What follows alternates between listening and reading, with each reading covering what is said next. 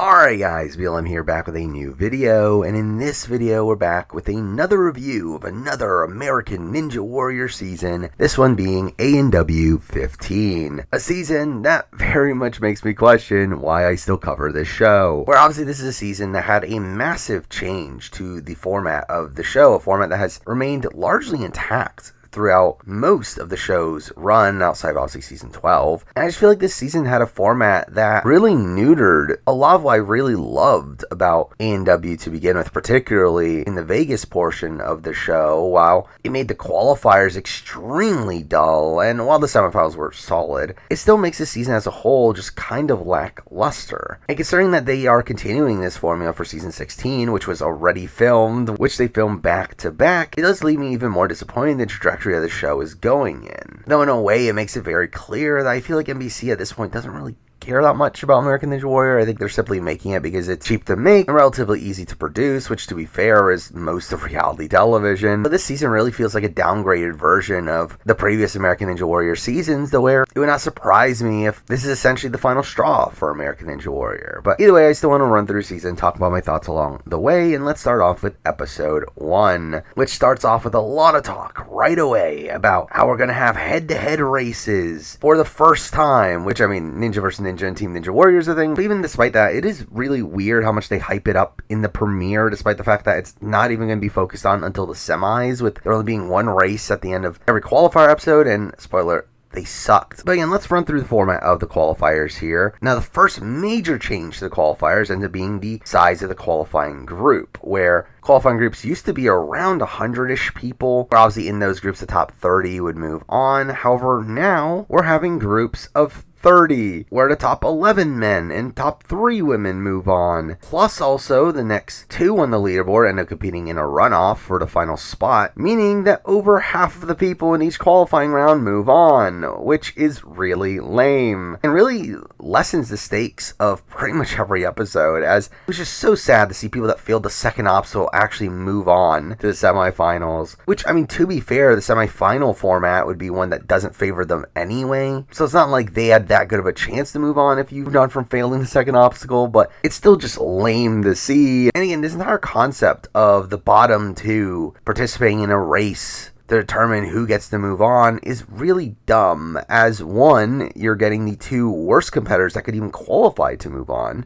competing in a race, which means that it's going to be a really boring race, and even then you're essentially just moving them on to be slaughtered by the number 1 competitor in the semifinals anyway. So to me, that was a terrible format change. So part of the reason why I do think we get some of these changes, particularly the smaller qualifier groups, is because we also get half the length of an episode, where typically A&W episodes used to be traditionally 2 hours. However, for this season, most episodes ended up being only 1 hour. Again, I think a sign of NBC not really having faith in the show anymore, but also a change I think is interesting, is I do think it could have made better episodes, as I do feel like A&W is a show that really spends a lot of time on their fluff pieces, and considering the fact that they have half the time, you think, oh, they're going to quicken the pace and actually show more runs, and no, they don't. They just do the same thing, which made the qualifiers boring. And we also get some minor changes to the mega wall, where it's 6 inches taller, though a more interesting change is the fact that to attempt the mega wall, you have to first complete the actual course in under 1 minute and 20 seconds, which I actually really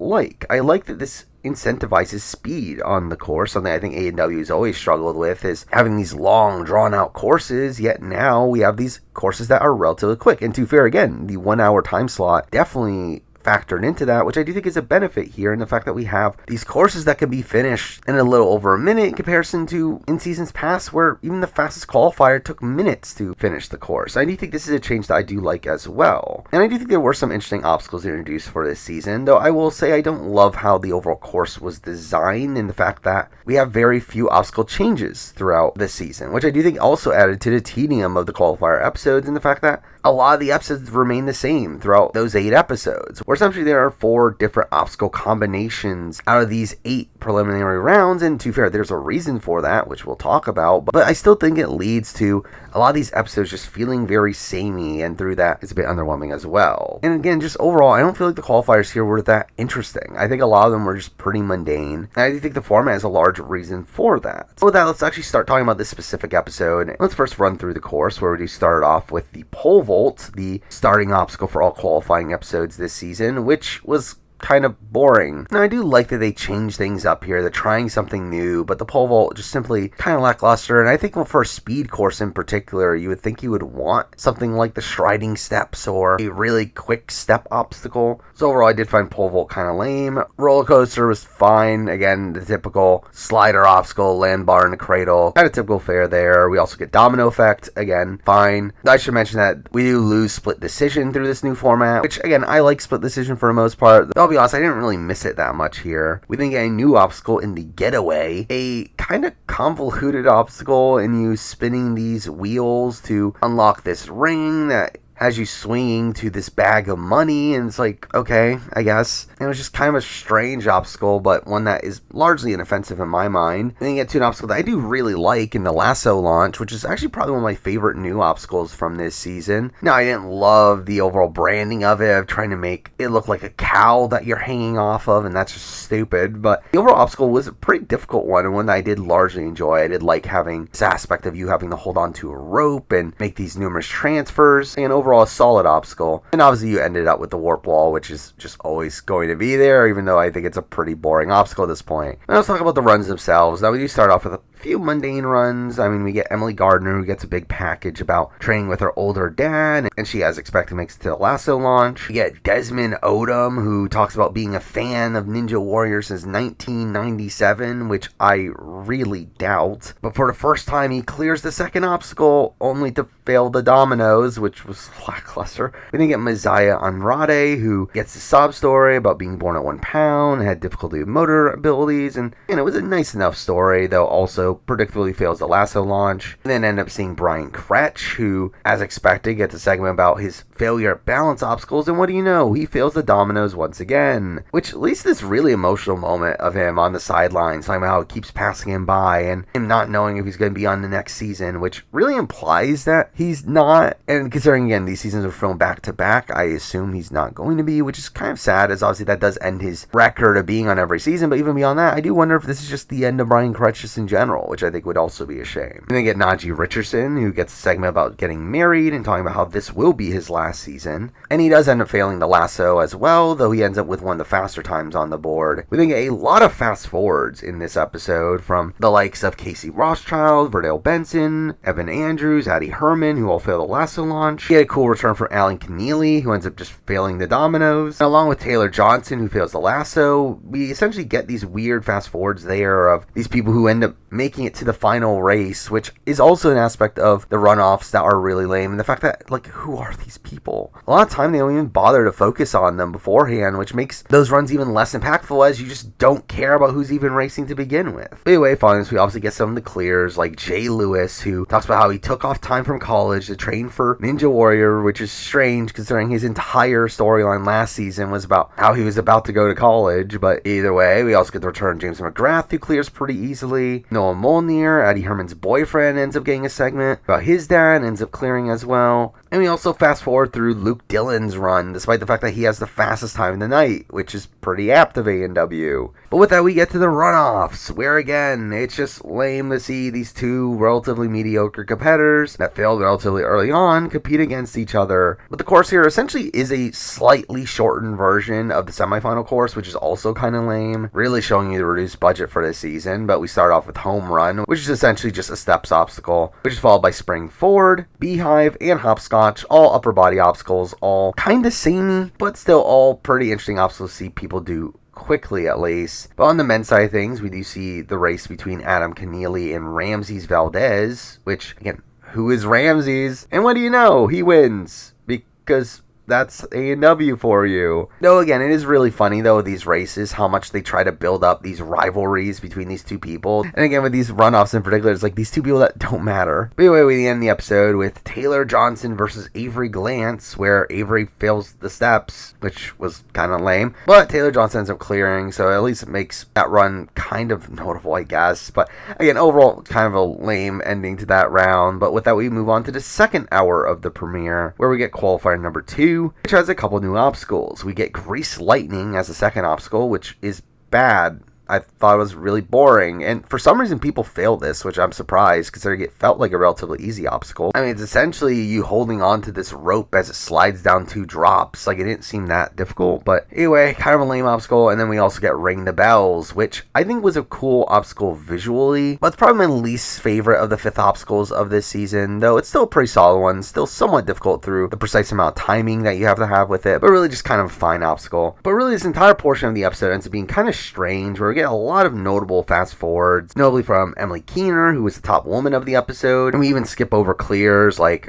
Cam Baumgartner, though that's kind of to be expected at this point, but also Mike Salenzi. Austin Gray was a bit of a surprise. Jared Boyd, who he even gets the mega wall, which makes that fast forward even more shocking. Also through this episode, we get a weird segment about the Army and how they have special runs online, which this season ends up having a lot of sponsorships to it, which again adds this notion that I think the show seems to be on death's door at this point. But we also get a lot of focus on the Wright brothers, these TikTokers, I guess. What do you know? They both fail Grease Lightning because they both sucked. As for the people that did get focus here, we did get Violet Keppo, who is this 15-year-old that loves Harry Potter, and through that we get her segment with a lot of dumb special effects, which felt very Big Brother-y, though she ends up failing Ring the Bells. We also get a lot of focus on Maddie Howard and talking about her kid once again, and she fails Ring the Bells as well. We also get the return of Nate Hansen, who surprisingly doesn't have an intro package, which was nice to see, though he ends up failing Ring the Bells as well. Hans Hertz ends up being the first clear of the night, with him getting a nice segment about his brother. Kai Beckstrand ends up having a really impressive run here, playing the fast time of the qualifying round at 54 seconds, along with also getting the mega wall as well. But again, we end the episode with the runoffs, which were just lame, where for the women we get Larissa Cottle versus Jalen Bennett, with again Jalen having failed Grease Lightning to qualify for this, which was stupid, and again she ends up moving on because that's how dumb this is. Then we get Stephen Bachta versus Glenn Albright, or again Glenn Albright had failed Grease Lightning, and Stephen Bachta ends up failing Home Run, which makes all this really stupid. Again, to at least give credit to Glenn, he at least did clear the course by the end of it, but still. With that, we finally reach episode 2, where here we do see the return of Roller Coaster and Lasso Launch, though we do end up changing the middle obstacles here, with Domino Effect being replaced by Log Runner, which is an obstacle that I've always enjoyed, while the 4th obstacle is a new one in Kite Surfer, which I actually think is a pretty good obstacle. And you having to move across these 2 boards, and also there's a bungee they have to grab onto in the middle, and the final transfer is a blind one. And again, this is a pretty difficult obstacle, one that I did largely enjoy. But as a whole, the results for the episode were largely lackluster, probably due to the fact that, again, you have 2 of the harder obstacles of the season in Kite Runner and Lasso Launch on this course, where the episode that we see later on with this exact same course also has equally bad results. But here we start off with Simba Jones, I guess some TikTok star that does rap battles, which was really weird because we also see Matt and Akbar rapping, which I guess is a thing we needed to see. Which really A&W in recent years has done a lot more of this, of having these like gimmicky competitors on the show just so Matt and Akbar can do their own little bit based around them, which is just, again, weird that that's where we're at with American Ninja Warrior. But anyway, but then we get Madeline Medeiros, who ends up coming off as one of the top women here by making it to Lasso Launch. Ends up having the typical sob story about her mom having cancer. We get Gary Weiland, who ends up having one of the most notable runs of the qualifying round, where he is someone that has only one leg and has typically fallen on Log Runner, though this time he actually clears it despite taking forever on it, but at least obviously a massive reaction from the crowd and a pretty notable moment, even though he literally just fails right away on Kite Surfer. We then get Sandy Zimmerman, who surprisingly got no real promo here, though she ends up having a pretty shocking fail on Log Runner, and ends up having to do the runoff later on. Through fast forwards, we do see a lot of trips on Log Runner, which again, A&W just loves seeing people hang on to it for some reason. But we also see some fails from Sam San, who fails it. We get a lot of Lasso Launch fails with the return of Ian Dory, who is now running a hemp farm, which felt kind of random. But he ends up failing Lasso Launch alongside Isabella and Isaiah Wakeham. Isaiah Thomas also fails there. But then we finally see the return of Grant McCartney, who ends up having a pretty notable run here, one where he really struggles through Kite Surfer and barely gets through it. but then actually almost clears lasso launch here, but then ends up actually overshooting the landing to where the rope gets stuck on the horns at the top, which is pretty humorous, but he ends up failing there. And again, we only get 2 clears in this episode. The first one from Jody Avila, who has a pretty notable save on Kite Runner, with him grabbing it with only one arm, but he ends up clearing with a relatively slow time, while Daniel Gill returns after having taken last year off, according to the show, which is definitely not due to him being anti-vax, but he ends up really dominating this course and also clears the mega wall as well as expected. And that leads to the runoffs, where we surprisingly get a fast forward of Sandy Zimmerman's run, where she does end up moving on with her opponent failing home run. Wow, we see that Gary Weiland has qualified for the runoffs, facing off against James Thorwart, aka Indestructibro, I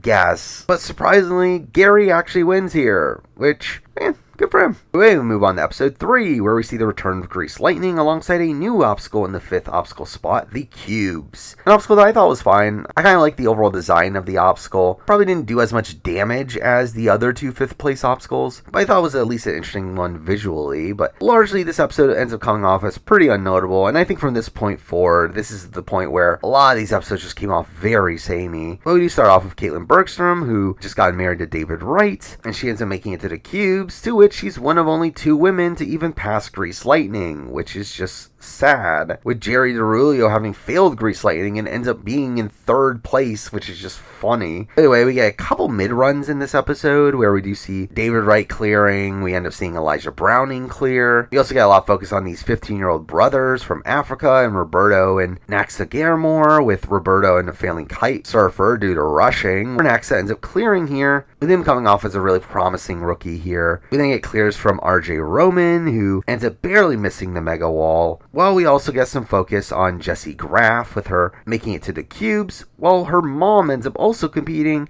and we got a lot of hype around her being the oldest person to clear an obstacle. They're clearing the pole vault, just to fail Grease Lightning, which is the type of run that I just find so boring from A&W. Yeah, that's why that Akbar talks about how it's its favorite run ever, which is like, how? But anyway, we also here get the return of Brandon Myers, with him announcing that he is retiring after this run, which I will say, I thought he was already retired. But this run goes pretty much as poorly as you could have wanted it to, where he fails Grease Lightning, which is just kind of a lame way for him to go out. Anyway, the runoffs of this episode, again, don't even know who these people are. You get Jason Grossman versus Nigel Henry, who, again, was a guy that failed Grease Lightning, and we also get 2 teenage girls in Jaleesa Himka versus Amelia Leonardi, which was a more interesting run, with Jaleesa clearing, but it's still, again, like, who cares about these runoffs?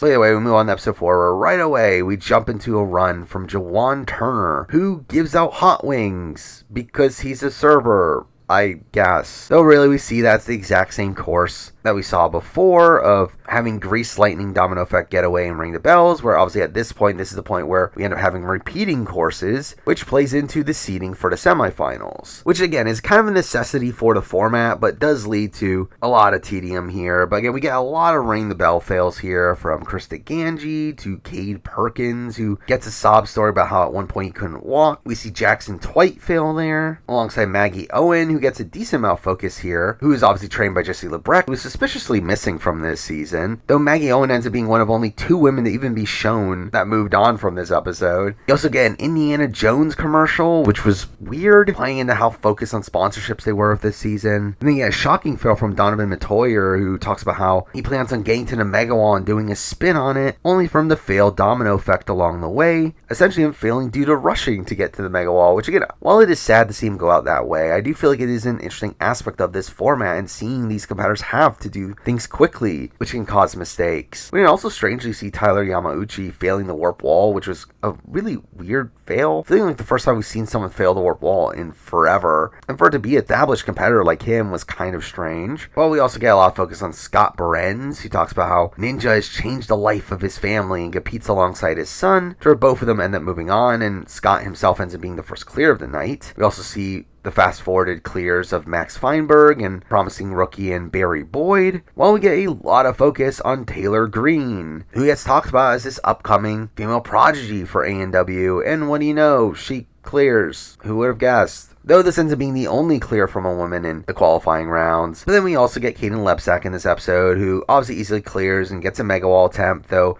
doesn't come anywhere close to getting it, to which they talk about how this is the first time he failed at something, which it's like, I mean, he failed final stage, but whatever, I guess. Anyway, we get to the runoffs, where the men's race had James Wilson, who has his one-handed save on Beehive and ends up moving on. While on the women's side of things, again, they don't even bother showing these two women previously in the episode, but they hype it up as the Battle of Utah, when it's like, again, who are these people? Again, it's like, who cares? But anyway, we move on to episode 5, where the return of Roller Coaster and Lasso launch. But again, who really cares about the course at this point? Now we start off the episode, John Uga, who is a ninja cop, to which we see Matt and Akbar being handcuffed for some reason. And we see him failing the getaway, which was strange considering we haven't really seen people failing the getaway before. And for some reason in this episode, we see a decent amount of getaway fails, which felt weird. One even coming from Jamie Ron, who has his first qualifier fail in 12 years, which, again, it's weird that that's to the getaway. But this episode also has a lot of celebrity cameos. We fast forward through Nate Tackett, who is the cousin of Crystal Gale, who I've never heard of this person my entire life. But she ends up watching his run and he fails the getaway. We also got Daniel Navarro, who worked on West Side Story and through that gets a message from Rachel Zegler, which is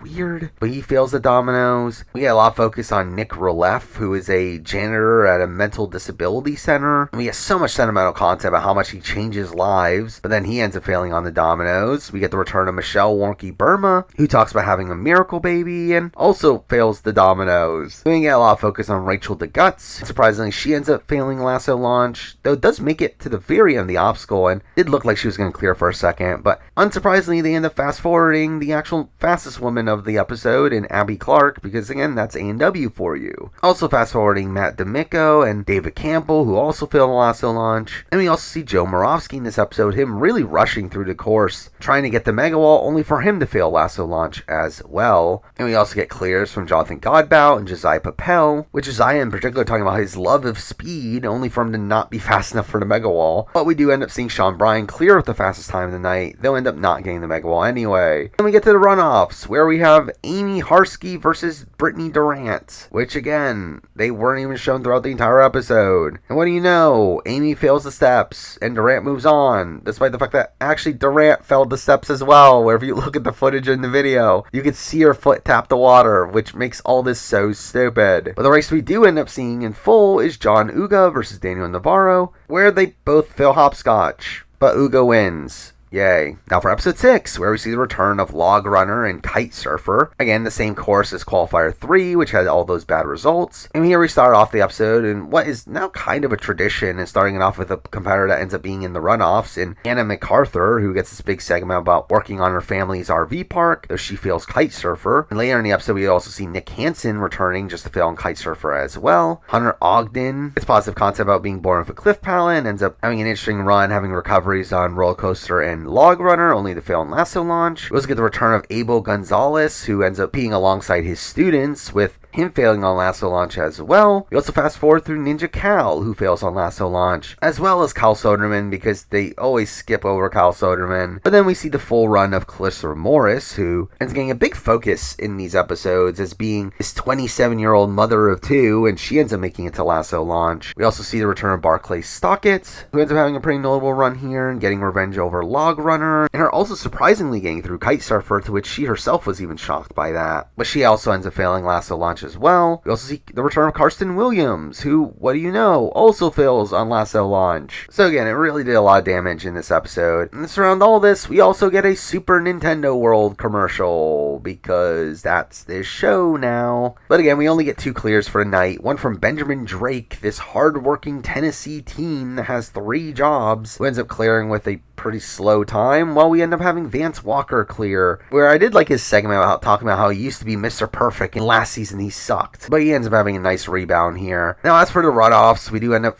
fast forwarding through the men's race, which seemed boring anyway, where one of Abel Gonzalez's students moves on, while otherwise we see Anna MacArthur versus Rachel Beth Drake, with Anna MacArthur clearing and moving on, which is kind of to be expected by how much focus they put on her earlier. But with that, we move on to episode 7, the final qualifier, where here we have a sponsor from Teenage Mutant Ninja Turtles, which again is typical fare, though typically they would build a new obstacle for that sponsorship, though instead they just rename the cubes and redesign the set a bit, calling it Mutant Mayhem, which is just funny. Of course, they didn't even bother to create a new obstacle here, which again, I get it in the fact that again, this is a format that necessitates that 2 of the courses are exactly the same. And again, I know they wanted to split up the episodes, again, I get it, but it's still so funny that this is the way that they did it. But anyway, we start off the episode with Chainsaw Rick, who gets a segment about cutting down trees keeps him fit, only for him to then fail Log Runner, which was humorous. We also get a lot of focus on Herbert Stedman, a Navy sailor who is also a barber, with him getting a segment about cutting hair for the homeless, which is just kind of a strange segment, but he also fails Kite Surfer, doesn't move on, but he ends up just failing Kite Surfer. We end up getting Emma Petrea, who is the Overcomer Ninja, because she had an infection in her gut, I guess, but she fails Kite Surfer as well. The return of Shanique Lovett, who gets to the last jump of Mutant Mayhem before failing. And we also get a lot of Mutant Mayhem fails in the fast forwards from Bob Reese, Cal Schultze, Ashley Bergstrom. We also fast forward through the return of Michael Arcoloso, who is someone that I remembered from back in A&W 4, but he ends up being on the show now because he's a Ninja Turtles super fan. And what do you know? He fails Grease Lightning, but they still let him try out Mutant Mayhem anyway, which he does clear it, so good for him on that. But again, just kind of weird, really just forcing in the product placement here. But this episode does end up having some pretty strong results, but through that we get a lot of clears being fast forwarded from the likes of Brett Sims to Ethan Barnicki to Alex Romer to Enzo Wilson, with strangely more focus going to his sister than him, his sister Valentina, who fails Grease Lightning. By the way, we do see the return of Ryan Stratus, who has his first season since A&W 11, where he ends up clearing alongside Flip Rodriguez, who hasn't had a buzzer in qualifying in 6 years somehow, but he ends up clearing here as well. Though the fastest time of the night ends up going to Caleb Bergstrom, who gets a segment about now being married to Ashley Bergstrom, and he ends up getting the Mega Wall as well. And we also finally get the final runoffs of the season, which were really bad, in Daniel Osmer versus Kevin Torado, which is like, who are these people? And Torado ends up failing the flying shelf grab, the second obstacle, which was lame. While the women matchup is one that, again, like, I don't know who these people are. Esperanza Abarca versus Dara DePaulio. Now, Dara clears, good for her, but it's like, who are these people? But with that, we finally reach episode 8,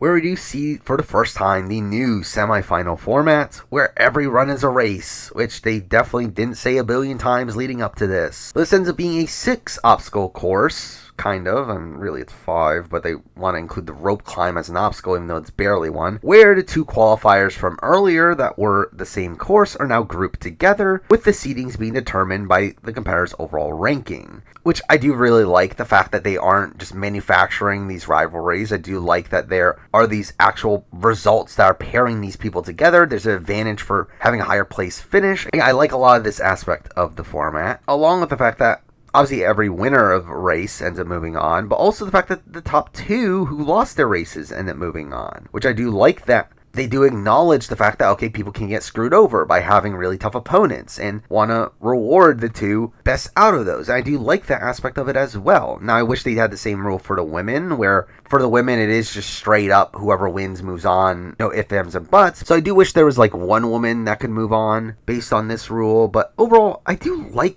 this format. I actually really enjoyed the semifinals, to where while I know there was a lot of criticism over the addition of racing for this season, I actually don't mind it for semifinals at all. I mean, for me, it's like, I think this is actually more fun than the semifinals. Semifinals for me have gotten so boring, where they've become these really long, dragged out courses. And I think to have this speed course with 2 people typically going as quickly as possible, I think that's just so much more fun. Now, again, I'll criticize the racing format later in the season, but I do think for the semifinals in particular, I actually really like it here. I mean, you also have this incentive for going fast, where the top 2 times times across the round end up racing for a safety pass. Now, the safety pass is kind of bad in the fact that it's only good for stage 1, making it not that important, as if you have won the best 2 times, you're less likely to fail stage 1 to begin with, but it does allow the top 2 to race at the very end, obviously leading to this really great matchup to wrap up the episode. And again, all this I think is really, really strong. Now again, the course is essentially just the runoff course from earlier of having home run, spring forward, beehive, and hopscotch, but also adding in slingshot at the very end, which is a very difficult technical obstacle, especially to do quickly, while also having a transition to a rope climb, which is kind of lame that they include as an obstacle. But as for the matchups here, we start off with Tyler Yamauchi versus Ben Behrens, where again, they hype up the fact that they're both the same height. And again, these 4 storylines that they add to these pairs is really cringy at points, but both of them end up failing slingshot, with Behrens having the faster time, though they both end up moving on anyway, Tyler being part of the top 2. But we do also later see Scott Behrens compete as well and win his race, with them really being hyped up as the first father-son duo to make the finals, which I guess. We also get a pretty strong race from Mike Salenzi versus Krista Ganji, who talk about being friends and now being old, which is again is weird considering they're not even that old, they're in their 30s. But AEW's gotten to this point where anyone that isn't a teenager is essentially old. But we do see Mike Salenzi clearing here, while Chris fails the slingshot and doesn't end up moving on here. We also get a lot of focus on Barry Boyd, who has a segment about growing up in foster care, and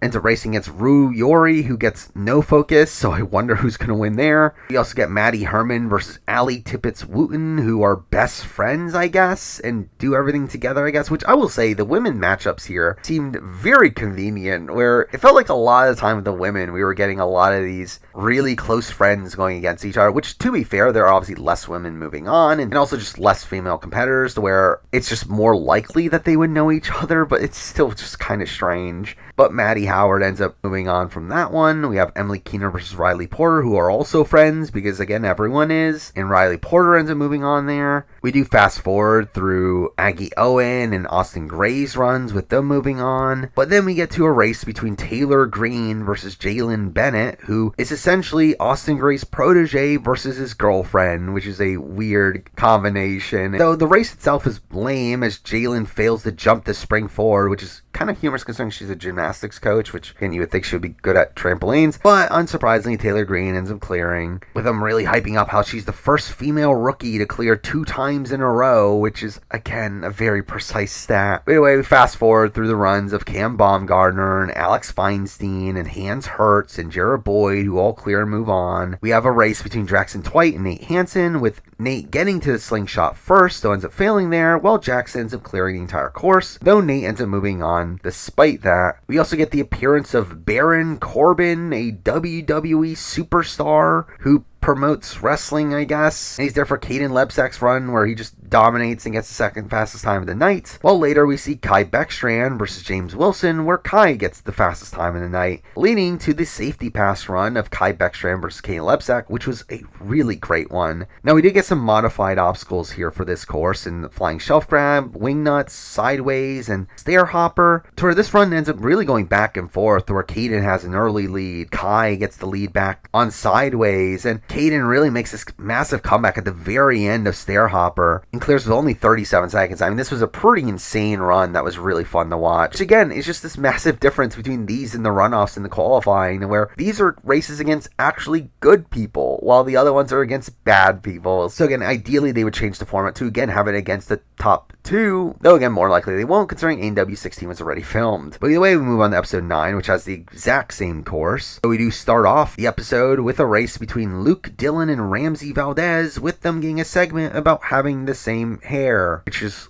weird. But anyway, they both make it to slingshot, where Ramses fails there, but still ends up moving on, while Luke ends up clearing the entire course. We then get a race between Casey Rothschild and Taylor Johnson, with Taylor getting a lot of focus around working at a cancer center and her mom having cancer, which again, I wonder who's gonna win here. We then get a lot of boyfriend-girlfriend combos in this episode, with the boyfriend's clears getting fast-forwarded, and Kevin Rodriguez and Noah Molnar, which is even funnier considering Noah later ends up getting the safety pass in the episode, though we do end up seeing the girlfriend Girlfriends runs and Addie Herman moving on and almost clearing, though losing her grip at the very last transition to the rope climb. Well, we also see Emily Gardner versus Michelle Warnke, which is one of many old versus young dynamics that they talk about, with Michelle saying that Emily could be babysitting her kids, though they both end up failing hopscotch, though Emily is the one that ends up moving on there. We also get Abby Clark versus Rachel the Guts, the Jersey Girls, with Rachel the Guts ending up clearing the course and moving on. We had a lot of fast forwards with Sean Bryan being John Uga, though ends up injuring his arm in the process. Though ends up moving on. Beyond that, we do see Matt D'Amico and Jay Lewis winning their matchups. We get two pretty big races getting fast forwarded here in Josiah Papel versus Jamie Ron, where Jamie Ron ends up failing the Beehive pretty anticlimactically. Well, we also have Evan Andrews versus David Campbell, where both of them end up clearing and moving on. And really, most of the rest of the runs for this episode are focused on this old versus young dynamic, where we do get James McGrath versus Evan Boomigan, who looks and sounds just like a little kid, but James ends up winning easily there. We see Jonathan Godbout versus Verdale Benson, who couldn't be more different. And I will say I was pretty impressed by Verdale's speed across most of this course, though he ends up failing and Jonathan wins instead. We see Najee Richardson versus Messiah Andrade, with Najee giving him some advice before their run. And they end up having a really fast run, though Najee is the one to move on there. We have Joe Moravsky versus Noah Jones, with the segment about Noah having gotten Joe's autograph years ago, though he ends up failing the Beehive because he dumped at the wrong side of it, which is kind of a weird way to fail it. Though Joe himself ends up failing Slingshot, which continues his pretty sloppy season for him. Though we do end the episode with the safety pass race between Josiah Papel and Noel Mooner, where shockingly they both end up failing sideways, with Noah barely beating him out there, which is kind of an anticlimactic way to end this episode. But anyway, we then get to the final semifinal episode, with it being a 2-hour episode with two of them back to back. Though here we do see some changes from the last few episodes, where we have the flying shelf grab as the second obstacle, which is a pretty superfluous change, alongside sideways as the fourth obstacle, which I do think is a much more difficult obstacle to do quickly,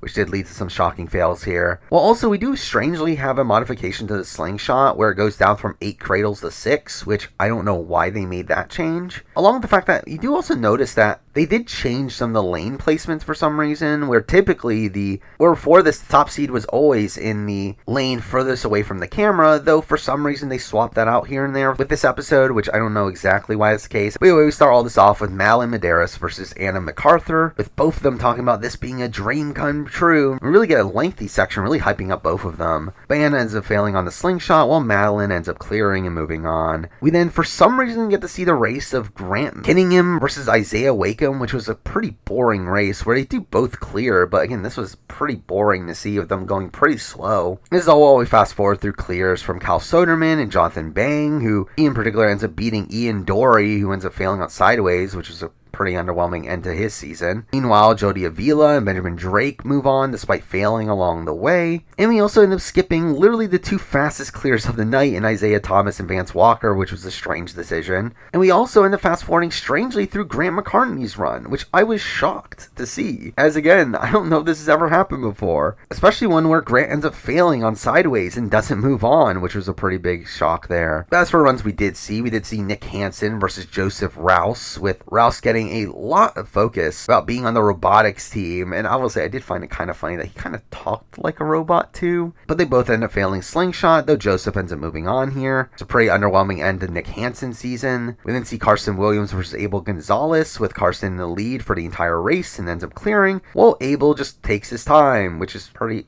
apt if you know Abel Gonzalez's track record, but he ends up failing slingshot and doesn't move on. We then see Simba Jones versus Ninja Cow, which was a weird run to show considering they both fail, where Simba fails on the flying shelf grab and Cow later fails on sideways, which again, like, why'd they show this run? But really, a lot of the bigger races in this episode ended up coming from the women's side of things, where we do get Isabella Wakeham versus Sandy Zimmerman, which is a pretty big race there. And we get a lot of focus on Sandy never making it to Vegas, with really no focus on Isabella, which kind of makes it clear what's going to happen here. Where we do get a shocking fail, where Isabella fails flying shelf grab, which again really comes out of nowhere there, and the fact that she is this really elite female competitor, and for her to go out on a really simple obstacle like that, it's a pretty big shock. Through that, Sandy finally goes to Vegas, so good for her. But later we get a lot of focus on Clarissa Morris, who ends up racing against Caitlin Jewell, who are two friends from the same city, despite the fact that they don't even care enough to talk that much about Caitlin, which makes it very clear that Clarissa's going to move on here. But we also get a lot of focus on the Barclay Stalker versus Rachel Brown race, which is weird considering we get this massive segment about how Rachel Brown has this potential to be this all-time great ninja, only for her to fail sideways and Barclay move on, which, again, was weird how they portrayed that. The final normal race of the episode ends up being a surprisingly pretty riveting one in Daniel Gill versus Gary Weiland, where,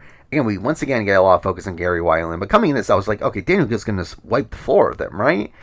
And again, right away, Daniel Gill gets a really fast start, but then shockingly fails on sideways, which really comes out of nowhere. And at that point, again, Gary actually has a serious chance of knocking out Daniel Gill if he can get through sideways, though he ends up failing Beehive anyway. But again, that was a pretty shocking run through and through there, but through that, we did get the safety pass run, which is between Vance Walker and Isaiah Thomas, which again ends up being another one of the better races of the season here, where Isaiah is really in the lead for almost the entire race, though Vance ends up passing him at the very end of Slingshot to end up winning there, which is pretty notable. Though I will say, I did find it very strange that the safety pass run here ends up essentially just using the same course as the normal runs, where in the previous episodes we saw them modify the course for the safety pass run, where for some reason they didn't here, which I don't know why that was the case. But now let's move on to hour 2 of the episode, where this ends up being the final semifinal round, with seemingly the strongest group of competitors here, though we do start off with some pretty tame races where Enzo Wilson and Flip Rodriguez pretty easily win their races, and we do fast forward through clears from Ethan Bartnicki and this Bob Race versus Vinny Castronova race where they both end up clearing and moving on. Also, we skip through RJ Roman, who has the fastest time of the night, which again is pretty typical. Also get a pretty shocking fast forward from Alex Romer and Matt Clance, who both fail on the flying shelf grab at the same time, which was strange, along with Ryan Stratus and Austin Hare both failing on sideways, with Stratus really getting sniped out of the season here, which is pretty underwhelming to see. Then you get Naxa Garemore versus Isaiah Lee, which is a pretty great race, where Isaiah gets this pretty nice segment about him being blind in one eye, though we do see Garemore really just dominating this course, clearing in 56 seconds, while Isaiah seemed to have a legitimate shot at moving on, though because of the number of clears here, he ends up not doing so. Same thing essentially happens to Roberto Garemore, where he faces off against Elijah Browning, where Elijah ends up clearing and moving on, where Roberto ends up having the fastest time of the night to Slingshot, though doesn't move on again due to the number of clears here. Now, shockingly, we do end up seeing the run from Brandon Thomas versus Brett Sims, which blew my mind that they were actually showing Brett Sims on their show, though they end up having a bet where the loser has to jump in the water if they clear, which is a dumb bet. But again, I wonder what's going to happen here. Who would have guessed that they both end up clearing? What a shocker. Brett jumps in the water. Really boring stuff. Anyway, we then fast forward through some of the women's runs where Shanique Lavette ends up moving on after Dara DePaulo hits her foot right away at home run, to which they then state that they have more moms than they've ever had moving on, which is kind of a funny line. And we see a pretty unnotable run from Jerry DeRulio versus Emma Petrea, where Emma ends up moving on there. We then fast forward through the male side of the Bergstrom family, where you see David Wright beating Josh Herman, while Caleb Bergstrom ends up beating Jason Grossman,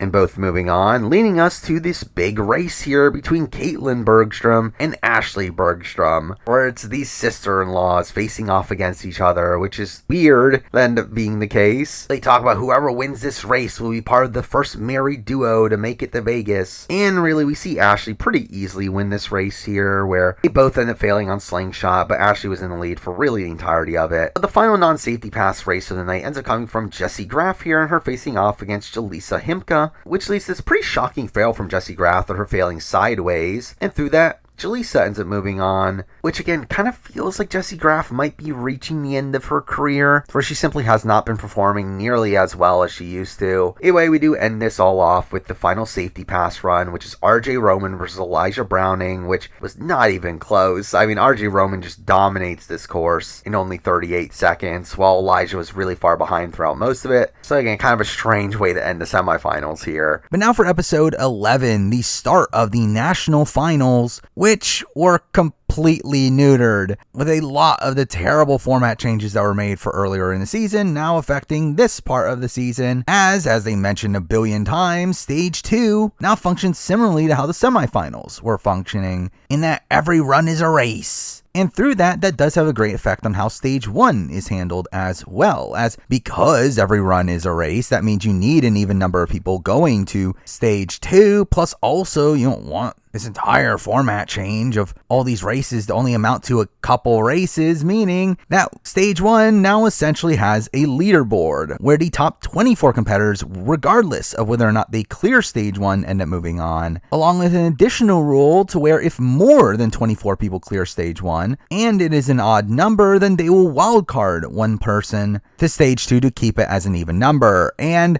I hate all of this. This is terrible. Where, to me, Vegas is really the show. To me, that is why I used to love A&W, and why I do love Sasuke is this general format that when you fall, that's it. And I mean, with the exception of the safety passes, which, while bad, I didn't find to be that egregious. They've largely retained that original format of if you fell in the water in Vegas, then you're out. And I feel like for them to nullify all that, it's just such a downer. Really, on this season, it plays out in a near suboptimal way. I mean, it could have technically been worse, but we end up having a stage 1 here that doesn't even have 24 clears. We only get 18, meaning that 6 people move on here despite having failed the course, which ends up lessening the stakes of timing out at the very end, as there's still a good chance that you're going to move on anyway. Now, at least everyone that ended up moving on did at least get to thread the needle, the last obstacle, which means that you complete at least most of the course. But I still find the overall format here to be very lacking. Though I will say a minor kudos to give to them is the fact that at least they didn't cut it off at only 24. I mean, that would have been even more egregious if people cleared the course and didn't move on. But again, the opposite here is still not great either. And to add to my negatives about stage 1 is the fact that I don't find the stage 1 course here particularly interesting. We're still keeping with the same boring format for stage 1 of this relatively long course. I mean, we get the same time limit as A&W 14 of 2 minutes and 50 seconds. Yet despite that, it ends up being a really difficult course where, I mean, straight up, this is probably one of the most difficult stage 1s in A&W history. However, it's difficult in a way that I personally don't like. It's largely because of these obstacles being so long and on such a grand scale that it just makes most of the course just really slow and just really not that interesting to watch. But either way, we do have the same beginning to the course as A&W 14 with the slide surfer, a pretty superfluous first obstacle, mostly inoffensive in the fact that it is extremely short, but also one that does almost no damage. We get 3-ring circus, an obstacle I still really don't like. While the blind grab to the UFO is an interesting transition, it really feels like this obstacle is just kind of a mix mash of multiple ideas that kind of epitomizes a lot of what I don't like about A&W's modern obstacle design. We didn't get the giant roller coaster, an obstacle we've had for a little bit now, and one that's fine. I like Double Dipper more, where even though this is technically an obstacle with an extra level to that of Double Dipper was just overall faster and I feel like more interesting to watch, but again, not an egregious obstacle here. We then get Jumping Spider, which has been there for forever, and I've been a proponent of getting rid of it and bringing something new, but it still continues to do damage. So it's not the worst thing that's still there. But then we finally get to a new obstacle for this season, and really probably the make or break of stage 1 on this season, and that is the Gambler. And I really hate this obstacle. Like, this is an obstacle to me that, again, like 3-ring circus, is the epitome of what I don't like about A&W's modern obstacle design. This random mix mash of numerous ideas that are tied together with a very gimmicky theme of it being a casino, which allows them to make numerous puns about it across the episode. It's really just an obstacle that, again, is just this random mix mash of things, but it's also a pretty difficult obstacle. It is one that we do see a lot of fails at, and if not fails, then a lot of people losing a lot of time at, which ends up causing to their timeouts later in the course, while also it being an obstacle that just simply takes too long. It is such a slow and boring obstacle to where, even though I was not a big fan of Tetherball last season, I feel like that was still a better obstacle than this. Anyway, we still get the warp wall there, which again is also very boring at this point, but they continue to keep it there. We then get an interesting change to the end of the course and the fact that Split Decision was taken out of this season, which I think is a shame. I did very much like Split Decision. I did like this idea that you can go for broke if you're low on time, and I think in this format where your times do determine the seedings for stage 2, I think it could have added this extra dynamic to Split Decision, though I understand why they got rid of it, because someone got really injured on it last season, which makes a lot of sense why they got rid of it. But again, I think it is a shame just conceptually here. Despite that, they end up still keeping the Dipping Birds as the bounce obstacle, which I think is kind of lame. Like, we do see a couple fails on it here, but to me, I feel like the only true reason I kind of like the Dipping Birds to begin with was because of how fast you had to go through it because of Split Decision. Again, though, without that there, just kind of a mediocre balance obstacle to where I think there's much better ones out there. Then we end the course with another new obstacle, which is Thread the Needle, which is kind of in line with a lot of the recent final obstacles in Stage 1, which are all mostly mundane. I'll say I do like this obstacle conceptually, and the fact that it has you using a cane and transferring it to a ring, and that's kind of an interesting transfer, one that is a lot more precise than versions of this we've seen in the past, but at the end of the day, it just felt very samey. And again, just overall, I just find this course largely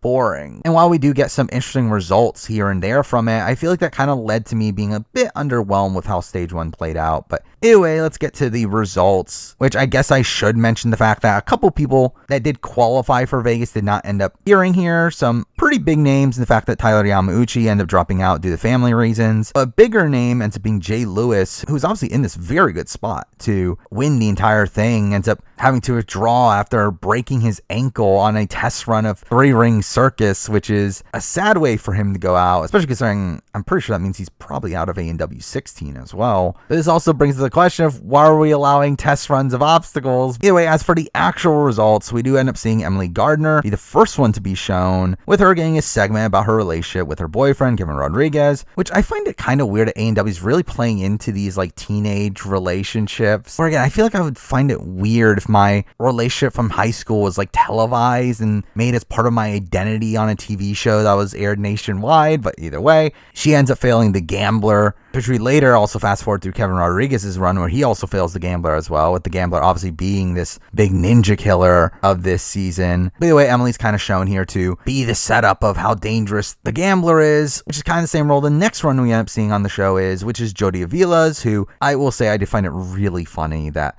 on the screens behind him, they just had an image of a dog because he's the big dog ninja, a name that he didn't even give himself. But either way, he ends up failing on Thread the Needle, setting up how difficult that obstacle will be, which again ends up being the cutoff point for Stage 2, though Jody is one of the people that doesn't end up moving on. We also very early on in the episode get the first clear of the night from Vance Walker, who gets a pretty massive segment here about how he graduated early and spent a lot of that time training with the likes of Daniel Gill and the Bergstroms, and talks about how he always said it would take him 3 seasons to win, which all this felt like massive setup to a potential win from him, to where he was easily my front runner to win after this episode, especially considering, again, we already knew someone was going to win by the end of the season. This episode also ended up containing a lot of fast forwards. First up from the likes of Riley Porter, who was part of this sweet 15-year-olds that moved on to Vegas, which is this group that doesn't really get mentioned again. They all end up failing early anyway, so it's kind of weird they even bothered to name them here. But we also get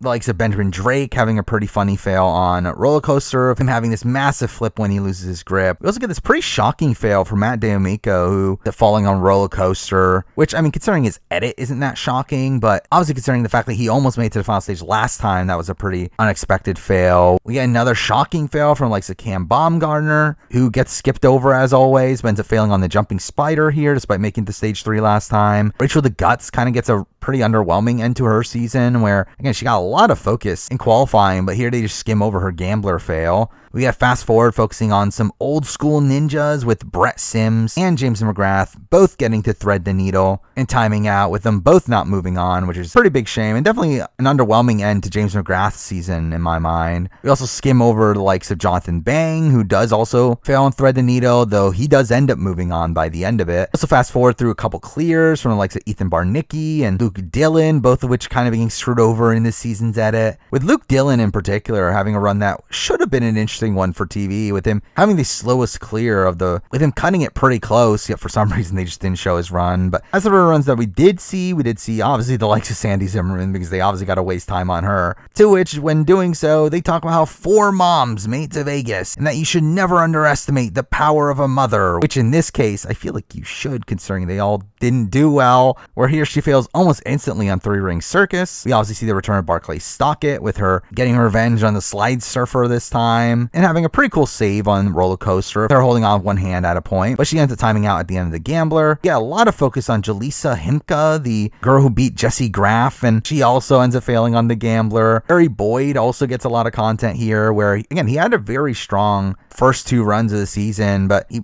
kind of goes out in a whimper here by failing on the jumping spider. We also got a lot of focus on Bob Reese with him last season trying to do a flip on the jumping spider and failing it last time, though this time he finally gets it, which is hyped up as this big moment, to which they even replay the moment mid-run. But straight up, I don't really care that much. And he does later fail thread the needle and doesn't end up moving on in a position where if he didn't do the flip, he probably would have moved on. But either way, now that we do get some other fails on thread the needle from the likes of Karsten Williams, who times out and doesn't end up moving on. We get Elijah Browning, who gets this segment about his friendship with Enzo Wilson, which is kind of a random grouping, but he ends up failing thread the needle in a position where this is the first time they mention that he still has a chance of moving on. And what do you know? He ends up being 24th place by the end of the final episode. But we follow that out with Enzo Wilson being shown to where he ends up clearing. Hans Hertz gets a lot of content here about his brother once again, and he ends up having a pretty quick clear with 39 seconds left, to which we get a lot of awkwardness after he clears, where he does this really bad dance at the top, and Matt and Akbar really goad him into dancing more. We get the likes of Isaiah Thomas, who gets a big segment about how much he loves his mom, and he ends up clearing. We then get the run of Flip Rodriguez, to where we get a lot of talk about how he's better than he's ever been, and how training with the teens has helped him, only for him to time out at the top of the rope ladder. He does end up moving on here, though I feel like this is something I should also mention, is the fact that for some reason on the leaderboard here, they consider thread the needle and the cargo net at the very end as two separate obstacles, even though it's never mentioned that they are two separate obstacles. To where, I mean, to be fair, I like this better. I do like it more that people that make it to the cargo net are considered different than people that fail the first part of thread the needle. But it is not consistent with how A&W typically times things and how they typically look at obstacle progress, but either way, we do start to wind down the episode with us showing the Bergstrom family once again, with us getting a couple fast forwards from the likes of David Wright, who ends up failing the Gambler, and Ashley Bergstrom, who ends up failing three-ring circus, only for us to then get to Caleb Bergstrom, who gets his run shown in full, and obviously he ends up clearing at the fastest time so far at 47 seconds left on the clock, though that's followed up by a person that would have been expected to get an even faster time, in that being Kai Beckstrand, with a lot of talk about how he is one of the fastest ninjas. And really, this ends up being one of the most shocking fails to me of this entire stage one, where he ends up failing on the jumping spider after rushing into it, which also feels like kind of a weird occurrence where it seems to just happen on people's sophomore seasons, of them failing the jumping spider the second time around for like no real reason. But either way, we end the episode with the run of Joe Moravsky, who talks a lot about how if he clears stage one, this will be his 30th buzzer, which is a record-breaking amount. However, after having done the research about this, it's actually only his 29th, so that's not as special. Though I will also clarify that, does this spoil A&W 16? Because obviously A&W 16's qualifying rounds were already filmed by this point, so does that mean that he clears one of those rounds but not the other? Again, I would not be shocked if that's what happened here, is that he was including A&W 16 in that number because of the wonky schedule, because of the wonky way the seasons were filmed. But again, really funny that they're hyping up this as his 30th buzzer, even though it's only his 29th. But whatever, he clears. Pretty standard clear there. But whatever, we get to episode 12, night 2, stage 1, where we started off with Scott Behrens, obviously the father in the father-son duo that made history by going to Vegas together, which, like, who cares? But he fails the Gambler. And much later in the episode, strangely, Ben Behrens gets shown to where he barely ends up moving on here, where he's pretty slow to thread the needle, though he ends up getting to the cargo net right before he times out, which barely gets him in the top 24. Now, beyond that, again, we do get a series of pretty big fast forwards in this episode from the likes of Jonathan Godbout, who fails the jumping spider. Max Feinberg ends up being pretty surprising here, not in the fact that he gets fast forwarded, but in the fact that he ends up failing the Gambler, which ends up being a pretty early end to his run on this season. Mike Salenzi also ends up failing the Gambler here as well. Ninja Cow ends up failing the Dipping Birds, which is pretty surprising. Hal Soderman gets fast forwarded, failing thread the needle, though he ends up moving on. Alex Romer is extremely close to clearing the entire course, so times out at the very end, though again, obviously he moves on. But we also get the fast forward of Shanique Lavette, again, one of the 4 moms that made it to Vegas, and she fails three-ring circus. And also in this episode, we get the other 2 moms that haven't run yet, with Calissa Morris, who again gets a lot of content here, a lot of focus on this season, and what do you know? She fails three-ring circus. And then the last mom that we have to talk about is Maddie Howard, who gets a lot of content, how she's always failing the third obstacle, which, again, I looked back on this, she only failed it twice. But she clears the third obstacle this time, only to fail the jumping spider, which it's, again, like, why did we put so much focus on these people? Anyway, we also get a lot of content from Taylor Johnson, who is the shortest person ever in the national finals.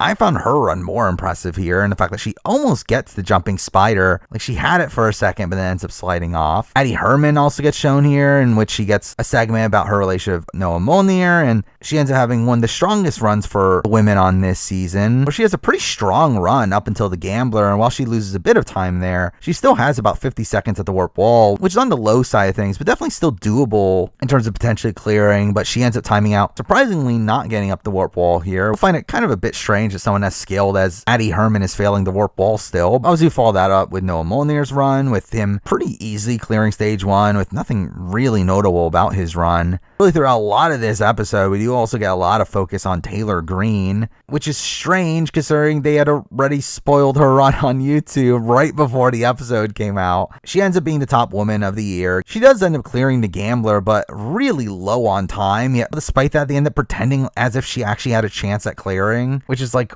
why? But either way, obviously very impressive rookie season for her. Beyond that, we do get some fast forwards from some pretty big names clearing, from likes of Jarrah Boyd, Josiah Papel, Austin Gray, to where we obviously follow up Austin Gray's run with Nate Hansen's, where he gets a segment about being a fan favorite and now inspiring people, but he ends up kind of unsurprisingly failing the gambler, which just in general, I do feel like the gambler is an obstacle that very much disfavors people on the shorter side of things, which, I mean, to be fair, is a lot of A&W stage 1. But we also get some other gambler fails from some pretty big names like Sean Bryan, along with David Campbell, whose run was actually shown on the show, which was mind-blowing to me. But he ends up struggling on the spider walk right before it, only for him to then fail to dismount on the gambler, which is kind of strange. And I did like the kind of tie-in they did here in following that run up with Nazca Garamore, who also ends up struggling on the spider walk, though he ends up being a lot smoother on the gambler, to where he ends up clearing with only 5 seconds on the clock. We also get some other clears from the likes of Jackson Twite and Daniel Gill, who is shown really early on in this episode. And considering how much talk there was about how he's always been perfect on stage 1, it did kind of feel like they were setting him up for a shocking fail, though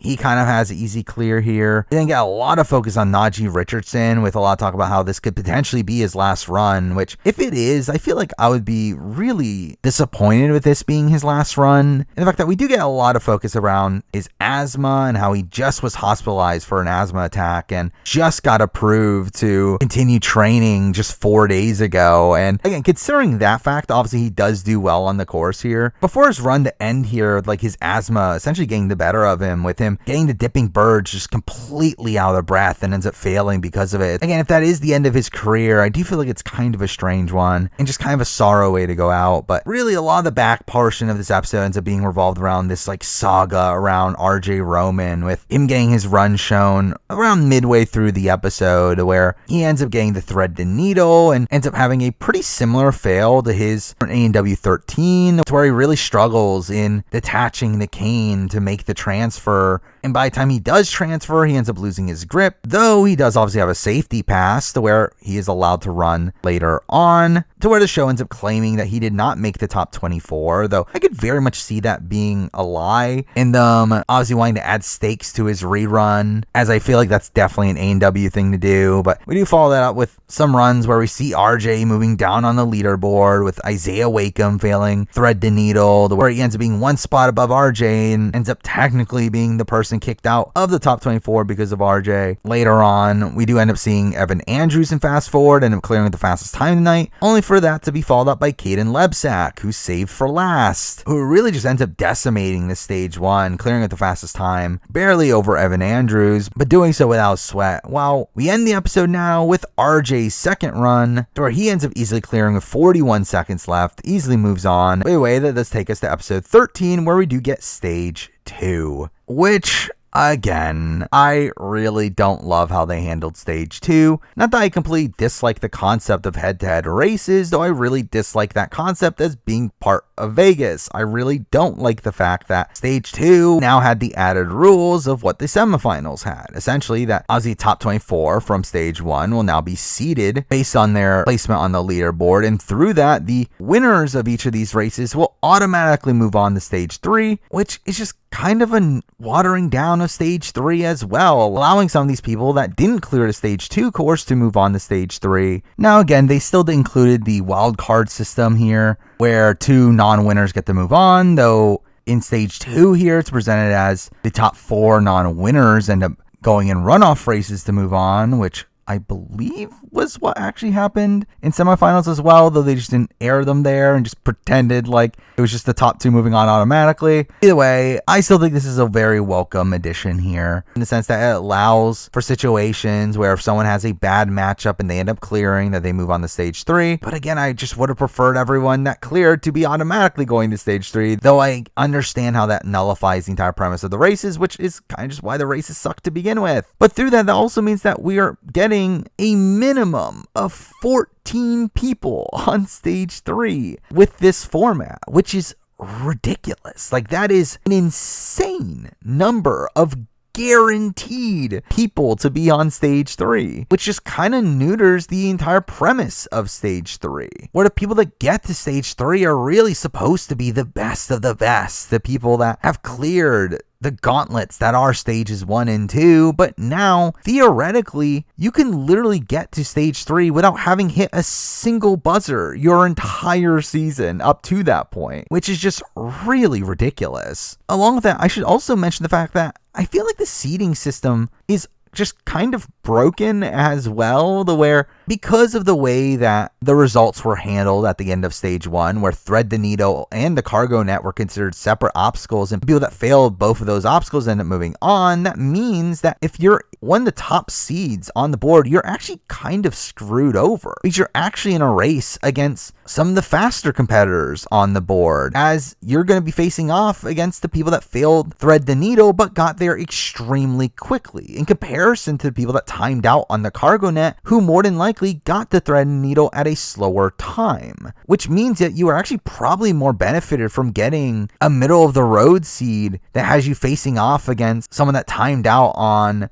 the Cargo Net or even had a slower stage 1 clear than getting a top seed where you're facing off against the fastest that didn't clear. So overall, again, this is a broken system here, but I will say, surprisingly, I actually thought it made for good TV. Now again, I hate it fundamentally. I do not like this being part of Vegas. I do think it minimizes a lot of what I love about the show, but I thought we did get some pretty solid races here and kind of fixed an issue that A&W's had for years now, with stage 2 just being this really slow course, where again, it's humorous that we get these really fast-paced runs here on a course that's very similar to the stage 2s that we've had in years past. Where let's just talk about the obstacles. I mean, it is mostly the same stage 2 we've seen for the last few years. We start off with the striding steps into double salmon ladder. Again, we've had this for years. Yeah, I've said this in the past, I don't mind striding steps as an opening obstacle stage 2. At least it's a quick-paced one. Salmon ladder, again, it's stale, but they're going to keep it anyway. But then we get to a new obstacle, the only new obstacle for stage 2, that being the jawbreakers, which as a whole, I didn't love. Now, we did see a lot of fails on it, and through that, again, it led to some interesting moments, but I just felt like the obstacle as a whole was just one that was not interesting to watch, where it's, again, very similar to obstacles we've seen in the past of just having to lachey this bar into a cradle, and the only difference here is you essentially have to move it through these like gates that are blocking the cradle. It's like, it's not that interesting of an obstacle to me, and it just feels very samey things we've seen in the past. Then after that, we get the return of Swing Surfer, which was interesting as it's an obstacle that was on stage 2 for a bit. Last time we saw it was in A&W 11. However, since then they replaced it with the hammer drop.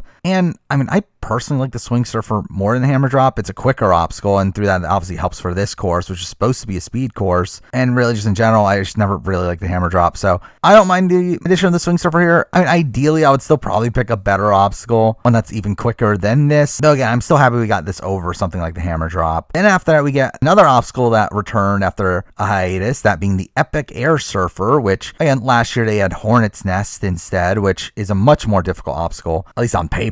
However, Air Surfer again is much better for a speed course here. It really allows for competitors to link their shades together. And again, it's overall a solid obstacle. However, something that you really do notice through the course of stage 2 is how unfair this obstacle seemed to be, especially for the people in the red lane, where for some reason it seemed like the final transition there was very slippery. So we've seen numerous people fail due to the board just falling off. And through that, we lose some pretty big names due to that. Now, it did lead to some shocking moments. And again, I guess that's kind of notable, though obviously the level of unfairness that was there is something that definitely taints it a bit. But anyway, we then finished stage 2 with the falling shelves. I mean, same obstacle we've had for a while. And an obstacle that I do really like. However, the issue now is that almost any ninja that has any chance of getting this far will have trained on this obstacle quite a bit, to where while we do see some fails on it, it felt like that was more so due to fatigue or trying to rush it more so than the actual obstacle being something that people aren't skilled enough to do. So I think the obstacle's kind of lost the luster it had back when it debuted in AEW 13, though again, it could be worse. And overall, again, like, I think this is a solid-ish course. Now, again, if this was a course that was not being run in races, I think this would actually be a pretty bad course. I think it's a course that's simply just too easy. And again, similar to the courses we've seen in the past. However, because the race aspect is added to it, it does allow for competitors to make a lot of mistakes that they probably wouldn't have made had they not been up against competition. Where, again, I think straight up, if it was not for the fact that the races were involved, we probably would have gotten over half the field clearing this course. It's simply not that difficult of a course for the current ninjas, but obviously the races caused a lot more fails, and through that made this a bit more interesting.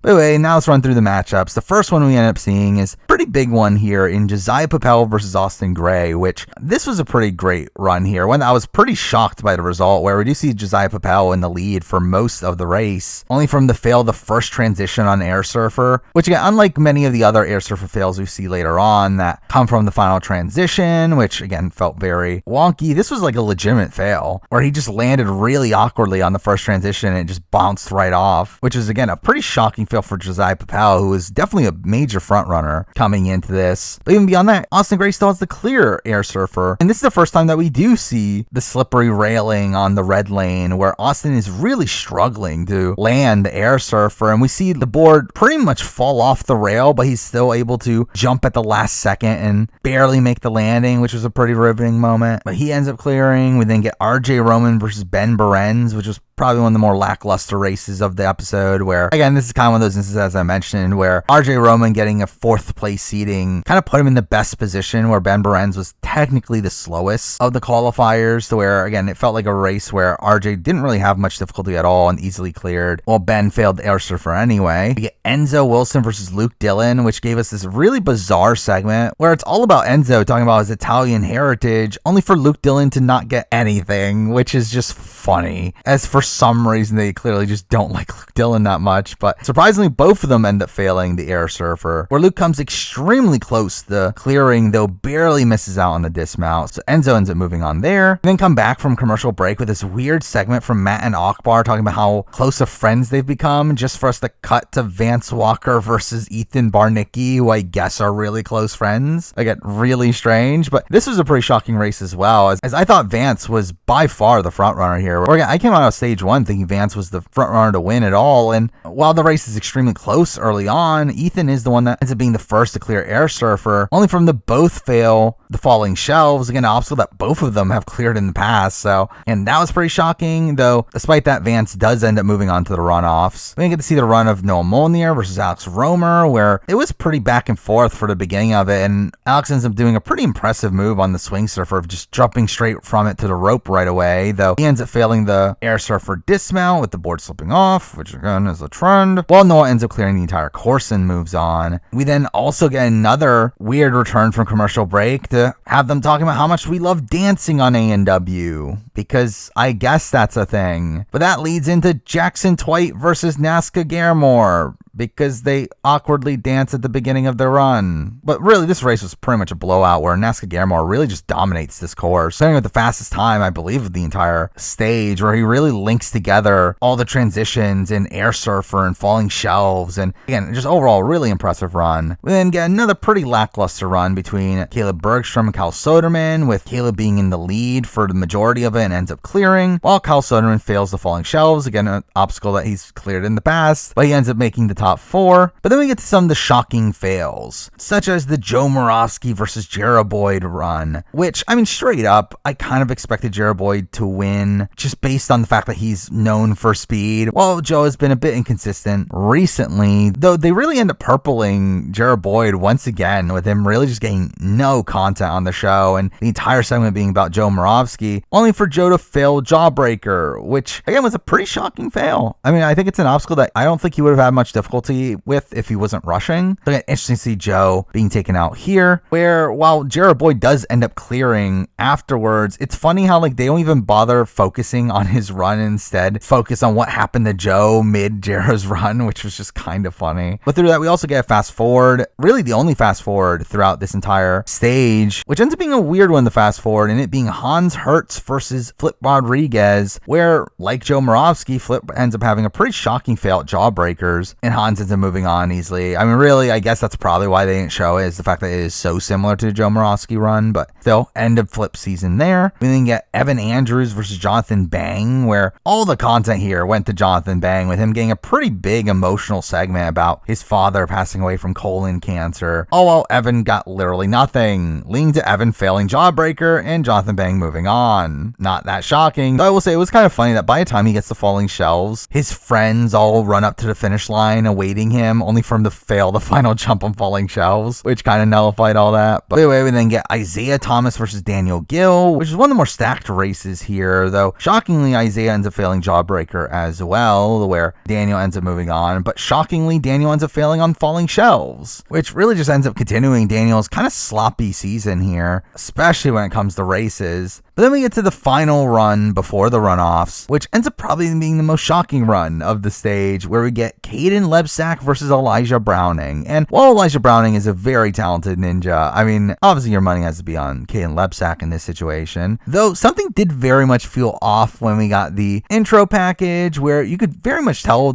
a lot more focus is being put on Elijah and how much he's the underdog in this situation, which I'll also say this entire segment was bizarre in the fact that they were talking about how Caden Lebsack and Elijah Browning are best friends, despite the fact that we have had segments in the past about how Elijah Browning is best friends with Enzo Wilson and how Caden is best friends with Max Feinberg. So again, the fact that this was the segment here was just super forced. But again, we get to the run where Caden's in the lead for the entirety of it, and he just shockingly derails on Air Surfer, again being the first time Caden's failed before the final stage in his entire career up to this point, which again seems unfair. It does largely seem like the reason he fails here is because he was trying to link all the transitions together, but because he was linking into the final railing, which seemed to be slipperier on the red track, it causes him to derail there, which again, it just sucks to have that be the end of his season, though it's still a really shocking fail here. That was one of the more notable moments of the stage, with Elijah then going on to clear the stage himself. But then we get to the runoffs, where we get another one of the bigger surprises of the stage, where the first runoff is Josiah Papel versus Kyle Soderman. And straight up, I thought Josiah had this in the bag. I mean, while Kyle obviously is a very talented ninja, I do think stage 2 and speed is not really his forte. And here we do see Josiah being way out in front, pretty much a full obstacle ahead of Kyle. And obviously he gets the Air Surfer, wanting to get revenge on Air Surfer. And it seems to be going very well at the beginning, only for what happened to Caden to literally happen to him, of him trying to link all the transitions, only for him to slip off at the final one, which again, just kind of sucks to see that be the end of Josiah's season as well. Again, another one of these major front runners being taken out by a very fluky fail here. And through that, Kyle ends up clearing the obstacle and ends up moving on, while the other race ends up being one that again was not as interesting, where it's Vance Walker versus Alex Romer, and it was pretty obvious that Vance Walker was moving on, though they are pretty close coming to the Jawbreakers, and we do see Alex going for broke on the swing surfer as he did it previously, but failing it this time, which obviously means that Vance ends up moving on, to which he does end up going and clearing stage 2 by the end of it, with it feeling like he even wanted to clear stage 2 here just for the notion of having cleared all 4 stages. But with that, again, that's the end of stage 2, which was done barely an hour into the episode, which was pretty strange, which I mean makes sense considering obviously stage 2 is going to go quicker considering it's only 14 runs and it's the ninjas going fast. So through that, you're not going to be able to fill out that much time with them. But again, it was very strange to get to stage 3 in the penultimate episode with almost a full hour left on the clock. But anyway, let's talk about stage 3, which was really underwhelming to me. Where, I mean, at least we got back to the normal A&W format. At least that's cool. Where from this point forward, it is the format of the previous seasons, where again, if you fail stage 3, you're done. The problem is that the course was way too easy. Now, I should clarify that when I say it's too easy, I don't actually mean it's easy. I do think this is still up there of one of the more difficult stage 3s in A&W. The problem is that the field of competitors is also really strong and have simply just outgrown this stage 3, to where I feel like most of the top tier ninjas have perfected a lot of these obstacles and just simply don't have that much difficulty on them. And through that's kind of why we see the success we see here, especially of us getting very few fails early on in the course, where we start off with pretty much the same early portion of the course we've had for years now. And we start off Patriot Pass, a really boring obstacle there, and that's really easy. Stalactites is still a pretty interesting obstacle, but one that, again, is more so an energy drainer than one that you're actually going to fail on. Slam Dunk was added here, which that was kind of lame. And again, straight up just because they don't have the budget to make new obstacles anymore, but again, I feel like they could have probably picked a better one here. And then they get the ultimate cliffhanger, which again, kind of like the salmon ladder, warp wall. I think the cliffhanger's played its part. We didn't get the ultimate cliffhanger, which again, like many of the more iconic obstacles, I mean, it's just so trained on to where it's simply just not a threat anymore, to where personally I want the ultimate cliffhanger to go, if not at least make it way more difficult. But then we get Pipe Dream, which again, we've had this for a while now, and while it has caused some damage, it's still just not that interesting of an obstacle. But then we get to the new obstacles. We get 2 new obstacles to finish off the course. The first one being Pressure Cooker, an obstacle that is simply just not that original. I mean, while it may seem like it, I've seen obstacles like this in the past at other ninja events that again just makes this an obstacle that again, like despite it being new, is one that they've clearly trained on.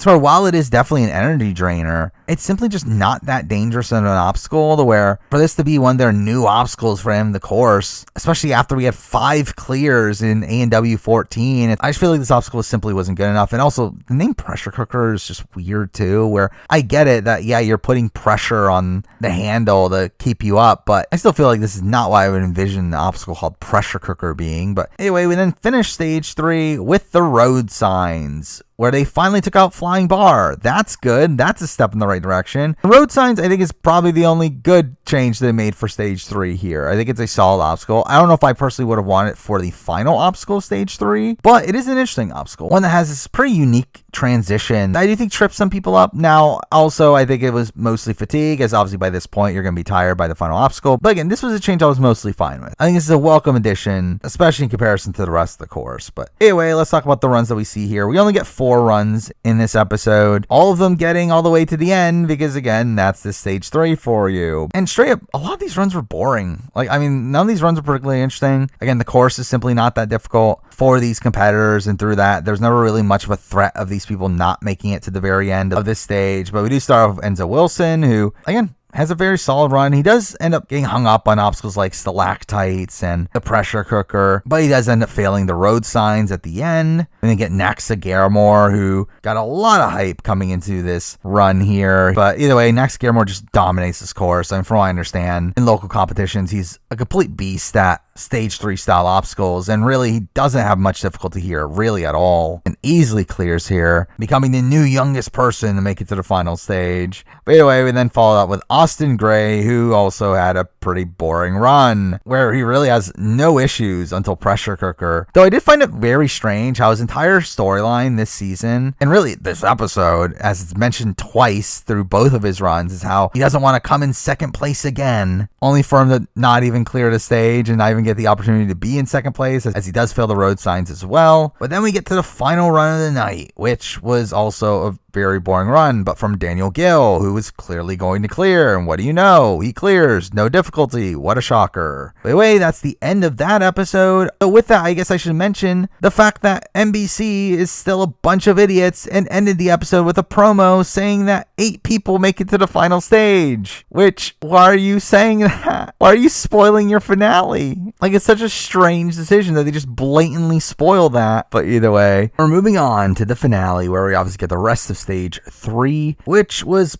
kind of boring, to be honest. I mean, obviously we already knew the amount of clears that we were going to get, but mixing that in with the fact that just, again, everyone makes it pretty far into the course outside of a couple cliffhanger fails, it's just simply not that interesting to watch. But we do start off with Elijah Browning, who had pretty much the only true shocking fail of stage 3 here for me, where he does end up failing the road signs, with him clearly being exhausted there. We then get the run of Ethan Barnicki, gets a segment about his coach who passed away from a motorcycle accident, and he ends up getting this nice moment after he clears, again, pretty easily here. Again, it's kind of funny that Ethan Barnicki was just kind of purpled for a lot of the season, only to get this massive highlight towards the end of it. We then cut mid-run into Caleb Bergstrom's run, where he obviously ends up clearing pretty easily, though this was a pretty major indicator that he was probably not going to end up winning. We then get Jonathan Bainge's run, where, again, it's a lot of focus here, though he was one of the people that I was pretty confident was not going to make it too far into stage 3, and what do you know, he fails the cliffhanger. Though I will say, he did better on the cliffhanger than I expected. I definitely expected him to fail kind of in the middle of it, but he instead actually gets to the very end and fails the dismount, so again, had a better run than I was expecting. But then after that, we obviously get a lot of focus on Vance Walker, where by this point, I was so confident Vance was going to end up winning from really a multitude of factors. The fact that, again, there was that kind of foreshadowing back in stage 1,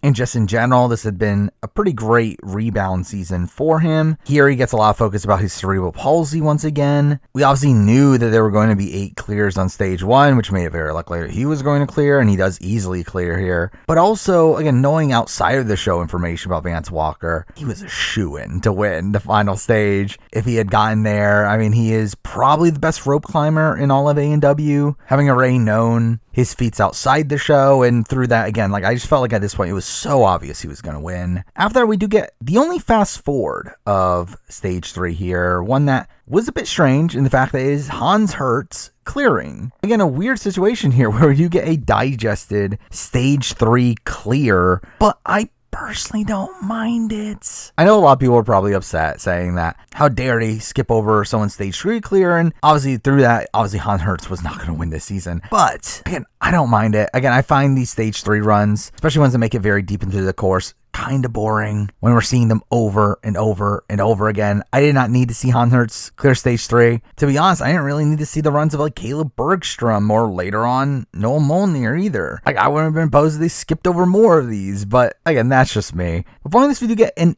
interesting run here where we cut mid-run on Jarrah Boyd, who had again been pretty purple throughout a lot of this season, seemingly having lost favor with production, and here we do see him get all the way to the final jump on road signs, only for him to suspiciously lose his grip. And again, there is a story out there that I feel pretty confident is true, but a story that Jarrah Boyd actually did clear stage 3 here, however, was DQ'd for going one hand at a time during the transfers, and through that was eliminated, but was told to rerun the road signs and fail on purpose, to where that would be what would be broadcast on TV. And again, I mean, that's the most A&W thing. Obviously, it's extremely well known how manufactured of a show A&W is, but again, it sucks for Jarrah Boyd. I mean, I think this is a situation where it's just kind of dumb, to where, I mean, why not just let him rerun the obstacle and tell him to do it properly at that point, or even just let him rerun the entire course again? If you're really that worried about not wanting to DQ someone after clearing, I feel like that was the better way to handle it than just tell them to rerun and actively fail. But either way, we didn't get Cal Soderman, who,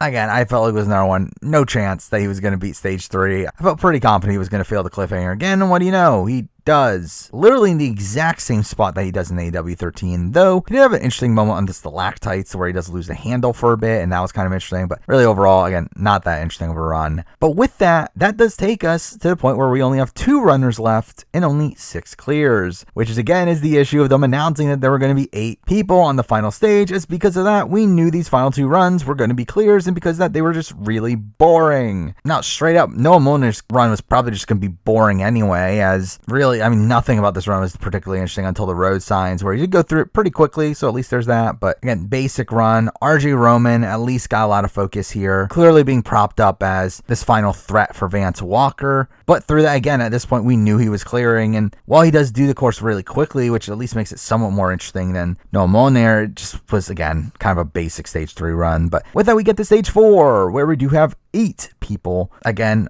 a ridiculous number, and they're already dubbing them the Great 8 because that's A&W for you. And ends up being pretty much the same stage 4 as previous seasons, with an interesting caveat in the fact that for some reason they added a starting block. While I'm assuming they didn't change the height of the tower, which essentially means that this was actually an easier final stage because you obviously have a starting block to jump off of. And I did find it pretty apparent that a lot of these competitors were getting a good chunk of pull here as well, to where despite some of these performances on the rope climb itself being pretty bad, a lot of the people made it extremely close to clearing, which I thought was something to note as well. Where, just obviously, I think A&W definitely wanted a new winner here. They definitely wanted someone to not be Drew Dreshel being their latest champion, and I do think this season in particular felt like they did pretty much everything they could to try to get that result. But right away, we do get a lot of highlight on Daniel Gill, Vance Walker, and RJ Roman. I wonder why. But we do start it all off with Hans Hertz, who has a decently strong start, but then ends up slowing down about halfway up and then timing out around the 70-foot mark. A trend that we see with a lot of runs here. Because again, I do feel like you can clearly tell how much they were benefited from the pull early on in the attempts here. But again, he ends up timing out. Pretty obvious. Didn't really feel like he had much of a shot, just simply due to the editing of his last few episodes. We didn't get Nazca Garamore, who obviously was a big focus in the previous episode, though he ends up timing out here pretty much in the exact same way. He does end up clearing a couple seconds quicker than Hans, though again, obviously not the winner. Then we get Daniel Gill, who, to me, if it wasn't going to be Vance Walker, it was going to be Daniel Gill. And what do you know? He clears with 2 seconds left, which I'm happy for Daniel Gill, obviously. This is obviously revenge for A&W 11 for him to finally get a Kanzen, though at the same time, in a way, I'm kind of happy that Vance Walker was the person to actually win the overall season. I do feel like Daniel Gill on this season was just kind of sloppy, so I did not feel like this was an overall great season for him. And obviously his Kanzen here is one that has him failing stage 2. Now again, if it wasn't for racing, I do think he probably would have cleared that stage 2, but it's definitely a disappointing aspect of his clear here, and the fact that he is the only person, I believe, in Ninja Warrior history worldwide to now have a Kanzen, but having not cleared one of the courses along the way, which is just kind of a strange statistic, but it's still a pretty good storyline for him, obviously, after all these years of him attempting it. Next up, we get Noah Molnar, who ends up pretty much having the best climb of those that didn't end up clearing, though again, he obviously times out. We then get Ethan Barnicki, who I will say, obviously I feel like he's a very talented ninja. Rope climbing is definitely not his strong suit. And this is a pretty bad performance here from Ethan, to where I think this is a situation where you can clearly tell how much pull they were having, to where despite how bad he was at the rope climbing, he still got to the 70 feet marker.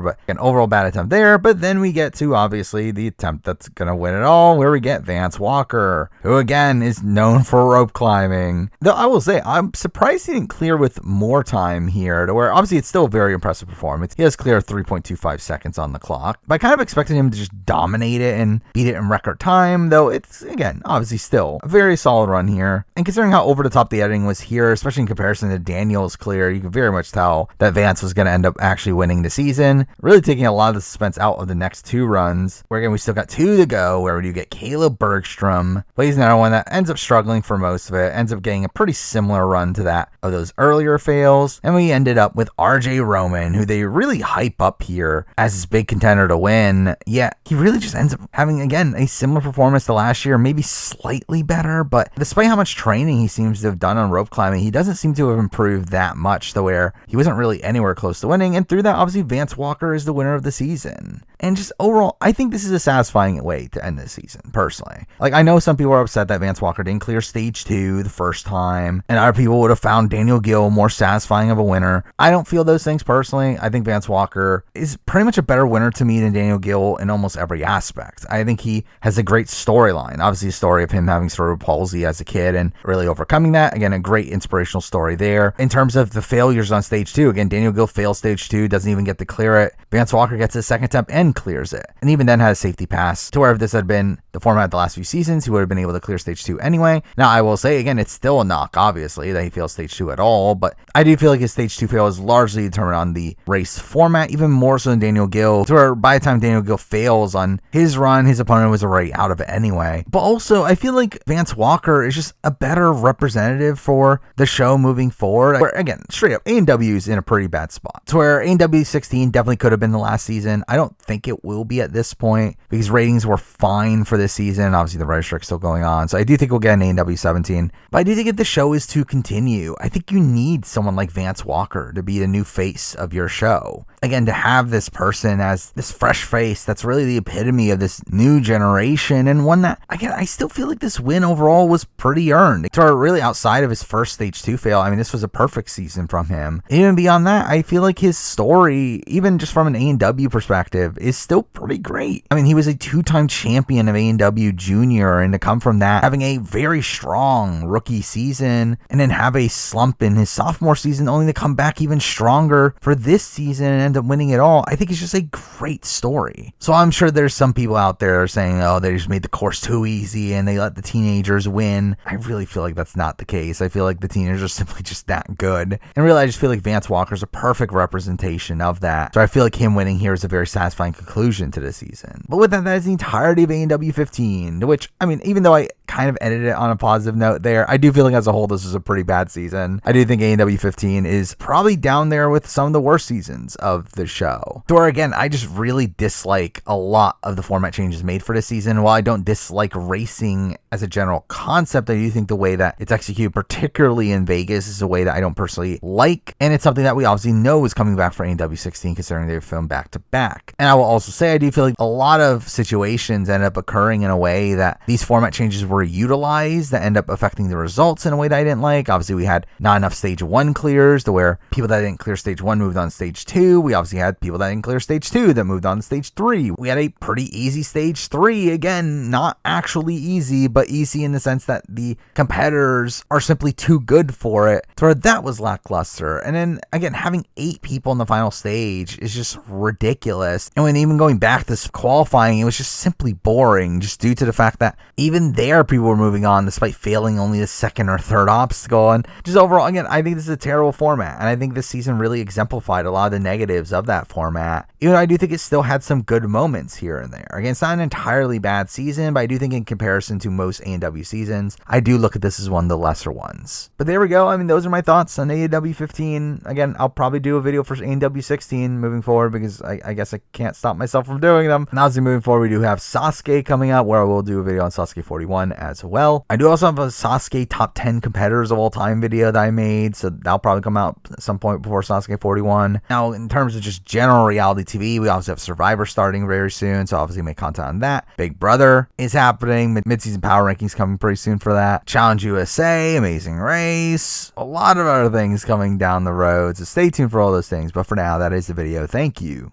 for watching.